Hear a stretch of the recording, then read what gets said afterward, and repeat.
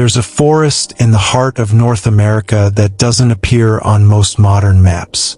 Locals whisper its name only at night, as though speaking it aloud during the day might wake something that prefers to remain asleep. They call it Draven Hollow. Few travelers venture deep enough to find it, and those who do rarely leave with clear memories. Compasses spin wildly there, animals grow silent, and the air feels heavy, like walking through a memory that isn't yours. But for those who persist, there's a clearing. And in that clearing burns a flame. Not an ordinary flame. It dances from within a hollow stone, flickering blue and white, as though fueled by something other than air. It's said to have burned for centuries, through storms, snow, and floods. The locals call it the eternal flame, and no one remembers when it started. Some say it's a natural gas leak, though no surveys have ever confirmed this. Others believe it marks the grave of something ancient, a sentient, restless presence bound to this world by fire. But here's where it gets stranger. In 1927, a survey team documented the flame in an obscure geological journal. When a second team returned in 1954, the clearing was gone. The flame had moved, not extinguished. Moved, and no one could explain how. Tonight, I want to take you through the fragmented stories, half-forgotten records, and chilling eyewitness accounts of those who claim to have seen it. Because perhaps somewhere in the telling we might glimpse why it burns, and why it can't be put out. The earliest written mention of Draven Hollow comes from a leather-bound journal dated October 3, 1821. It belonged to a fur trapper named Elias Cotter, a man known in his time for mapping uncharted forests and trading with native tribes. His final journal entry reads, "I came upon a light between the trees, a flame with no wood, no smoke, nor scent. It spoke to me though no words were uttered. It showed me faces in the dark. I left before the sun rose. I dare not return." The journal was found beside his empty canoe, drifting along a forgotten river. Elias was never seen again. Local legend claims that if you stand too close to the flame after midnight, you'll hear whispers not carried by wind or leaves, but from beneath the ground. Voices asking for names. A nearby town elder named Marta Lewin, who died in 1968, once claimed the flame showed her something. When pressed about what it revealed, she simply muttered, "It remembers us." The question remained, what does it remember and why? Curiously, the accounts vary. Some witnesses described it as a pale blue light, others as crimson and flickering violently. In a few unsettling reports, it was said to shift shape, momentarily resembling a hand or a face in anguish. Whatever it is, it doesn't burn like normal fire. And people who've seen it often vanish, their names carved into the trunks of ancient trees surrounding the clearing. Names that no one admits to carving. And yet, they're always fresh. In the autumn of 1954, a small university-funded research team set out to locate Draven Hollow and confirm the rumors about the flame. Led by Dr. Samuel Harrow, a well-respected geologist with a fascination for so-called living landscapes, the team carried early radio equipment, mapping tools, and enough supplies for 2 weeks. They left detailed notes marking their path through dense, untouched wilderness.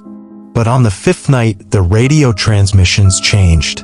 At exactly 2:13 a.m., the team's technician, Ralph Mullen, sent a single, garbled message before the line went dead. "The flame, it's not, it's eyes." The next day, only 2 members of the team stumbled out of the woods, disoriented and unable to explain what had happened. One of them, Evelyn Mercer, would later speak in fragmented, disconnected phrases. "We followed it. It moved ahead of us, not a fire, a thing pretending to be a flame. It waits for names." The other survivor, Thomas Rilke, never spoke again. He spent the rest of his life in a state institution, reportedly sketching the same image over and over, a hollow stone with a flame, and dozens of outstretched hands beneath it. The strange part? When authorities retraced their steps using the team's notes, the clearing wasn't where it was marked. In fact, no clearing could be found at all. Only unbroken forest. And the surviving members? They swore the ground had been warm, as if something massive had recently moved through it. Yet no tracks, no displaced soil, nothing. Only trees standing where none should have been. As stories of Drave and Hollow faded from modern memory, a few scattered records from indigenous folklore hinted at something unsettlingly familiar. The Algonquin tribe spoke of a forest that breathes, a place where fire could walk and remember the names of those who spoke ill of the land. They called it Ndakwagan, meaning the flame that hungers. According to their oral history, it wasn't a fire in the ordinary sense. It was a gate, a living remnant of something ancient, older than the trees and rivers surrounding it. And it required names to open. Names willingly given or stolen. Curiously, a similar legend appeared thousands of miles away in old Celtic mythology. The Caeoradoidian, the burning sheepfold, was said to be a patch of land where a perpetual fire burned, moving across hills and forests, feeding on memory. And just like in Drave and Hollow, those who saw it often vanished. Their names erased from village records, their graves left unmarked. By the late 1970s, a cryptic researcher named Victor Ames compiled these legends into a privately circulated book, Burning Names, Folklore of the Living Flame. In it, Ames theorized that these were not isolated myths. They were connected threads of a single, migrating phenomenon, an ancient intelligence wearing fire as a mask. And according to Ames, the flame's movement wasn't random. It was following bloodlines, looking for names it remembered, names it hadn't claimed yet. In 1994, a pair of amateur paranormal investigators, Dean Mercer and Caleb Price, ventured into what they believed was the location of Drave and Hollow, guided by copies of old survey maps and fragmented journal entries. They took with them a handheld tape recorder, the kind popular with ghost hunters of the time. For nearly 3 hours, the recorder captured little beyond footsteps and the occasional rustle of leaves. But at precisely 3:07 a.m., the tape caught something else. A voice. Soft, distant, but unmistakably human. Say your name. Neither Dean nor Caleb recalled hearing it in the moment. The recording, however, is chillingly clear, as though someone were standing mere inches from the microphone. What makes it stranger is what followed. A low, crackling sound like fire, yet no flames were visible in the footage or photographs from that night. Within a month of returning, Caleb Price was found dead in his apartment, an apparent accident. A toppled candle had set fire to his small living room. On the wall above the scorch marks, authorities noted something strange. His name, written over and over in ash. And Dean Mercer? He disappeared a week later.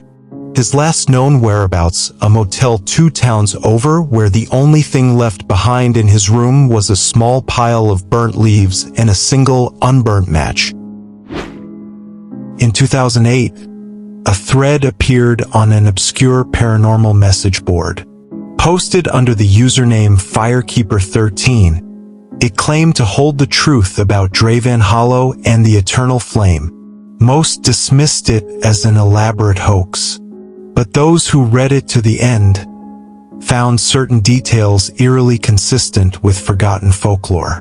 Firekeeper13 claimed to be the descendant of a Watcher, an ancient order tasked with keeping track of places like Drave and Hollow, locations where the veil between worlds was thin, and ancient things still lingered.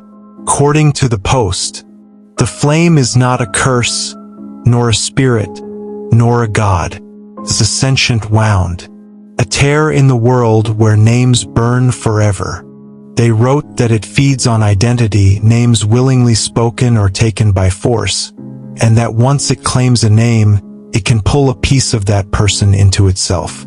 That's why it moves, the post explained. It follows the bloodline of those it remembers. It waits for their kin, and it always finds them. The post ended with coordinates, a location deep within an uncharted stretch of woodland. Within days, the thread vanished from the board, and attempts to trace Firekeeper 13's IP address led to a dead end. Multiple users who saved screenshots of the post reported strange technical issues, files becoming corrupted, computers failing to boot. One user even claimed their monitor flickered, displaying the words, "Say your name." No one's heard from Firekeeper 13 since. But the coordinates they left behind? They matched the suspected location of Draven Hollow, a clearing no GPS can track, where the ground smells faintly of smoke, even in the rain. In 2021, a hiker named Leah Cross uploaded a short video to a fringe horror subreddit under the title, "Found a fire where there shouldn't be." The shaky, night vision clip showed a faint blue glow through thick trees. As she approached, you could just make out the shape of a small flame flickering inside a hollowed stone, exactly as described in journals from centuries past. In the video, Leah whispers, "No smell, no heat." Then something chilling.